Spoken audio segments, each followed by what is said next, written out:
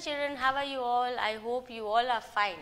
And today we are going to start chapter number 4, that is Introduction to Notepad. In the previous lesson we saw introduction to computer, introduction to mouse and introduction to keyboard. So you all know very well how to operate a mouse and keyboard.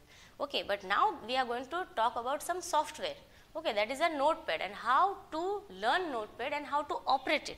So that we are going to discuss in this lesson. So let's get started. Okay, notepad. So you are very familiar now with the keyboard and mouse, how to use it. Okay, so they both are input device. Which two?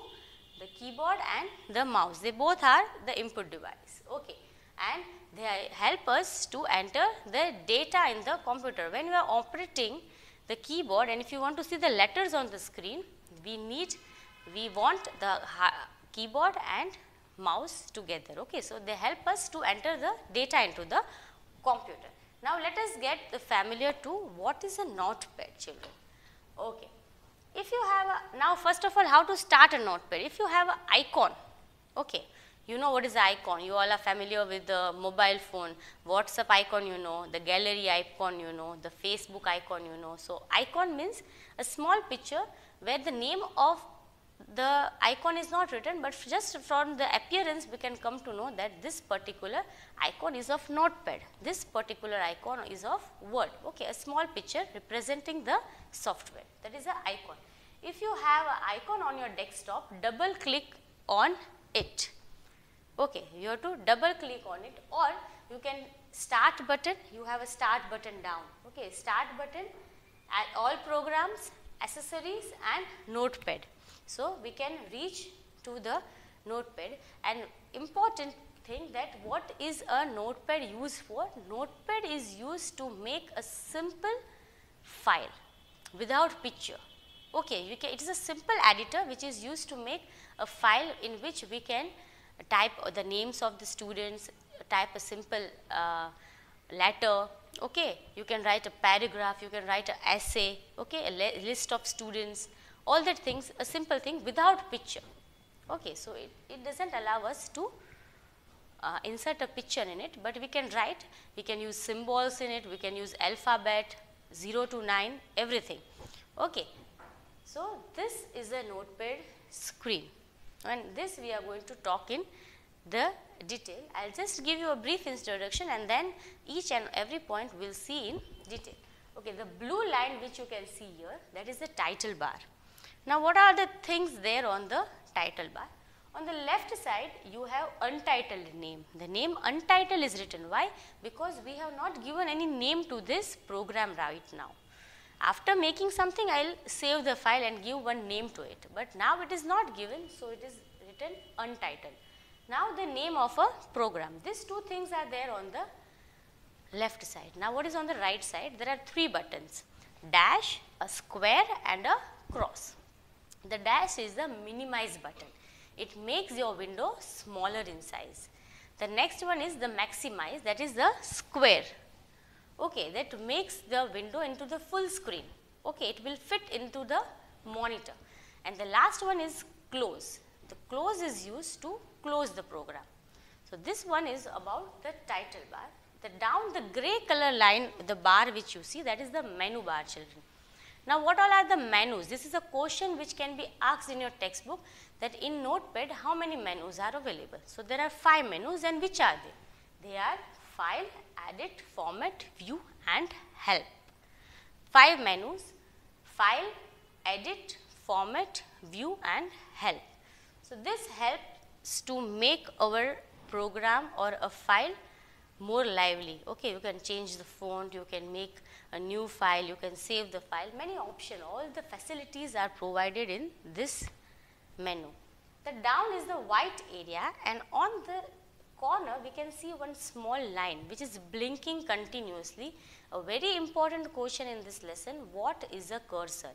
A continuous blinking line on the notepad screen is known as a cursor. This is a cursor, and as we type, the cursor just starts going on the right side and makes you type whatever you are typing on the keyboard, that we can see near our cursor. This is a white area where you can type your thing, and on this right side you have a scroll bar which will help us to see the content which is not visible in our screen, which are down or on the left side or on the right side. We can scroll. You have a scroll button on a mouse, right? With the help of this button you can scroll your screen and see the content which is not visible at a time on your screen. This is the brief introduction I gave you. Now you see the same thing again in brief. Okay, now we will see the different parts. First one I told you that a continuous blinking line, this is a cursor, a continuous blinking line is the cursor. We can type, whatever we type will be displayed at this cursor position. As we start moving our fingers on our keyboard, it will give you the same format.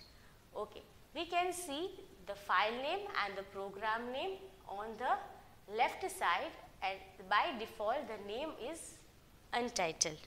Okay, this we already discussed.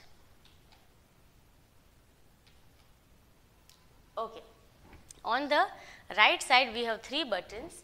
We can reduce the size of the program window and keep it on the taskbar using a minimize button, children. This is a minimize button.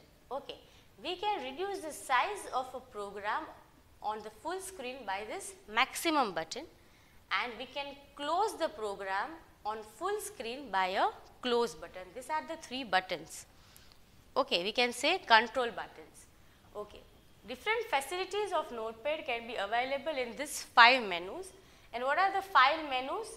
File, edit, format, view and help. You can see the red box I have made, and in this we have 5 menus which we can get the different facility of Notepad. And this is a text area. The white area what we see, that is a text area which is helping us to write the content of our document. Okay. Now we have the scroll button, children. Scroll button, this is the horizontal scroll button and this is the vertical scroll button. Now what is the use of this scroll buttons or bars? We can use to see the content of the Notepad file which is not visible on screen. Okay, if the paper is too long, okay, what will happen? The upper part will go on the upside and they will allow us to write.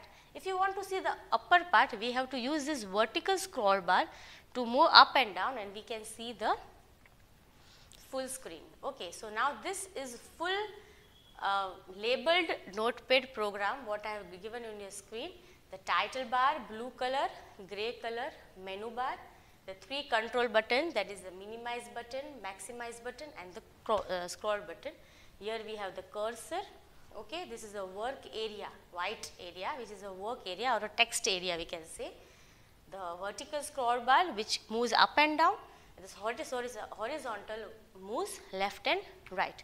This type of question can come in 5 to 6 marks that draw a Notepad window, and we have to label it very nicely and we can get 5 to 6 marks very easily. So this was about the Notepad program.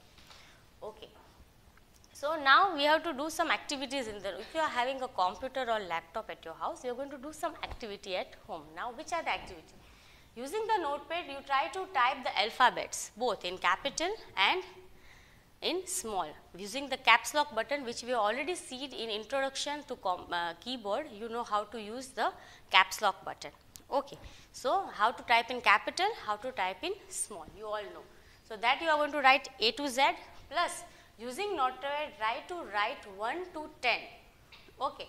And different symbols like the exclamation, @ hashtag, dollar, percentage and the curly brackets, asterisk, square brackets, okay, letter greater than and smaller than, etc. All these symbols you are supposed to type with the help of a shift key. Okay, this we already done in the introduction to keyboard lesson. Now we are just going to implement.